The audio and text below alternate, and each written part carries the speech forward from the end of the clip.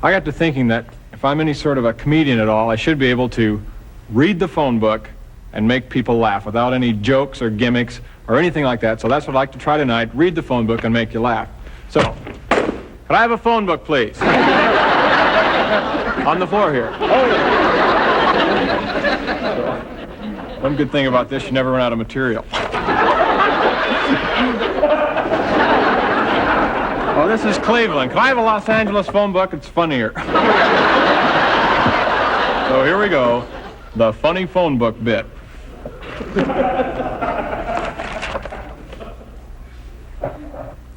Albert Aubin, 663 North Wilcox, Hollywood, California.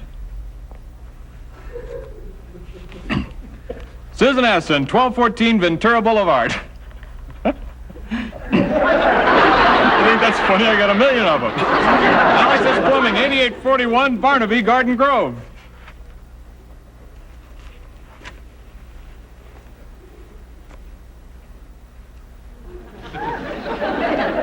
No, seriously, Jan Albertson, 816 Richards Place.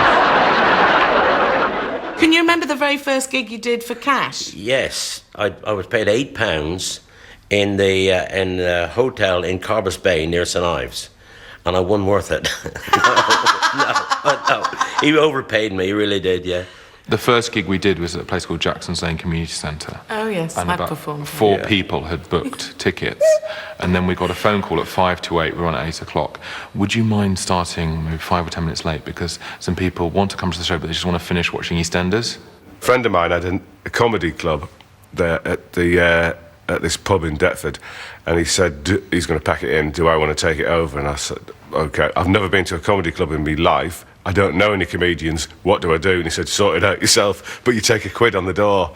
And I thought, right, I don't know anyone, so I'll do it myself, therefore I can pay myself and take the quids on the door.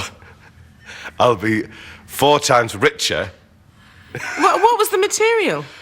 The idea was that I got them out of the audience, put a cardboard box on the head with a picture of Sylvester Stallone sellotaped onto it, and just asked them questions. For no reason. The box wasn't on the head for any point. The first time I played Glasgow Empire, which was a house of terror. Frightening. And on the Monday morning, Mr. Matthey, the manager, said, right, who are the comics? And 3 of us stepped forward to the band call. Right, he said, no football gags, and you get the bird on Friday night. What? All English comics get the bird on a Friday night. So you can imagine, on the Friday, I went down with her,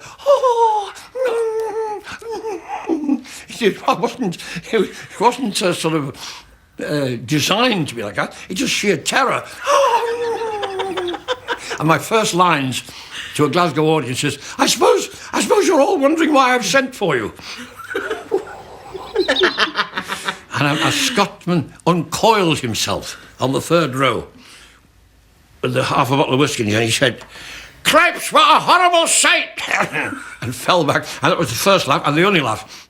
End of the 70s. You have to remember the way black people were represented on television was through Love Thy Neighbour, and people like Jimmy Jones and Jim Davidson were doing comedy where they included black people. And I used to go down the Dun Cow, which is a pub on the Old Kent Road, and it was great down there. And Jim Davidson used to get up, and once again you'd just think, God, he's got a real command of this audience. Christ, how does he do it? You know, and same with Jimmy Jones. And they would do this thing where they would do a Jamaican voice like this, and I thought, this is me living in a Jamaican house where people talk perfectly normally, except in a Jamaican accent. I thought, oh, that's a Jamaican accent. And so I used to copy that. So me, the real Jamaican, would copy their version of Jamaican, thinking that's the way you did it. I just had this idea that there was a vacuum where people would like to see some stand-up comedy that wasn't, Bernard Manning or, So I just started writing material. Did you get paid to do that? Very little. And there was 2 gigs we did that ended in really serious violence. It was a Northern Soul disco, an avant-garde dance troupe, and then us. So, and because all these skinheads had been, attracted by the Northern Soul disco. So they locked them out for the avant-garde dance troupe, going boing, boing, ding, dong, boing. You could hear them hammering on the doors, boom, boom, boom. Then they let them in for me and Bill. And, it ended in proper bottles and we had a load of people with us and fights and Are you up for a fight then, Lex? No, but I think that it's an important lesson to learn, you know, in your comedy apprenticeship, what a fine line you walk as a comic, really. And that it doesn't do you any harm to have had to flee from or control a howling mob. You know, I mean, I think that's, you know, the comedy can always break down into a riot, you know. And so it's you learn from that, you know. I'm never really going for that blokish, blood and thunder football and all that. I prefer, makeup. And, I'm powdery. But you like a bit of cruelty. I think you did on the Shooting Stars. You like a bit of cruelty. But it's not necessarily a bloke's thing, is it? I think it might Well, be. maybe women's comedy, if you want to really generalise, women's comedy, women's things is verbal bitchiness. Yes. You know, and a male area might be to get the frying pan out or an iron on the face. I think cruelty is mistaken for wit too often, but I think anger is a very constructive, creative force in people, and I don't think it should be denied. And I don't think, especially men, should be denied the chance to express that comedically. I think that's very creative, actually. If you stayed in one place, in a lot of the clubs I performed, it was quite dangerous. If you gave them a pause, they would fill it. You know, with free beer and, you know, small clubs where people are getting pretty hammered, you develop a fairly aggressive style or a style that they don't have time, or you're moving faster than they could think, and that helped a lot. Yeah. There is, those were the first gigs, and the first really good paying gig was a comedy club in Orange County where I was the middle act, and the mics went out, and because I'd been trained at Juilliard, I was like, oh, I can go, and everyone's going, the mics are gone!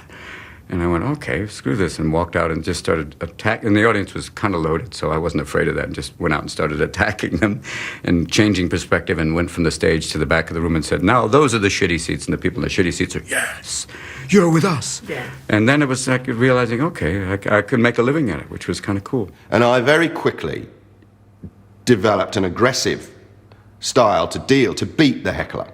Because the heckler was not someone I had any respect for, because I never heard a witty heckle in my entire time at the Comedy Store, and I had many, many, many nights there.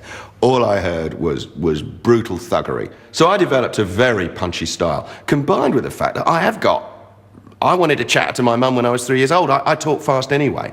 So I don't think I paused once in the whole 1980s, and that isn't quite who I am. I learned that you had to be in control. That if you weren't in control, the audience would sense it, and you were dead meat. I think that's the first thing I ever learned when I walked down a nightclub floor. You're the boss. You got to be. And are you able to remove that mask quite easily when you come off stage? Oh yeah. My wife, when we were first married, and she'd watch me perform, and she'd say, "That's not my husband out there. I don't know who that is, but it's not my husband. It's not the man I'm married to." I was doing a stand-up, my very early attempts at doing stand-up, and a guy heckled me and said, "Tell us a joke." I can floor you. Yeah. Because I didn't know any jokes. I certainly couldn't think of any jokes at that particular moment. I went, right, 3 blokes going to the pub. Yeah. It's silence. And you think, oh God, I've got them now. And now what? What's the end of that? I don't know. 3 blokes. I didn't know them. I didn't know the 3 blokes. Exactly. So I just started to embellish on the 3 blokes. There was 3, actually was 4. There was 4 of them, and then there's 2 other their mates turn up. It's probably 10 in turn. Actually, more 15, say 20. All right, so 50 blokes, rounded up, 50 blokes, and then there was a small village, and then a town, and then a country, and it went on and on and on. And I started thinking, and then a light bulb went off, and thought, actually, this is equally as funny as all this stuff I've been trying to work out, agonise over. You seem, Frank, to be the sort of person on stage that you are off stage. Exactly me. Exactly the same. Yeah, and somebody said, are you nervous? I said, well, the audience will, not me. I was brilliant, but the audience died in its ass. I'm an optimist. All my comedy's optimist. By Jove, what a beautiful day. What a beautiful day for putting your kilts on upside down and shouting, how's this for a shuttlecock?